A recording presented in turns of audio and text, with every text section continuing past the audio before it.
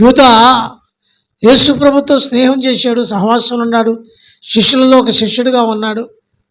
కానీ అంతరంగం మారలేదు. అంతరంగము మారలేదు. అద్భుతాలు చూస్తున్నాడు, ఆశ్చర్యకార్యాలు చూస్తున్నాడు, అనేకమైన గొప్ప కార్యాలు చూస్తున్నాడు. కానీ అంతరంగంలో ఏమీ లేదంట, మార్పు లేదు. మార్పు లేకపోవటానే దేవునికి దూరం అవ్వవలసిన పరిస్థితి వచ్చింది. మంచి మార్గాన్ని ఎన్నుకోమని, మంచి త్రోవలు నడవమని బోధిస్తూ అనేక మందికి చెబుతున్నప్పుడు వింటున్నాడు.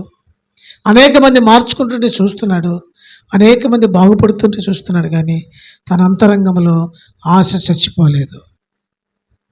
బైబిల్ చెప్పింది, దేవుడి మాట మనము వినకపోతే మనల్ని మనమే మోసం చేసుకుంటాం.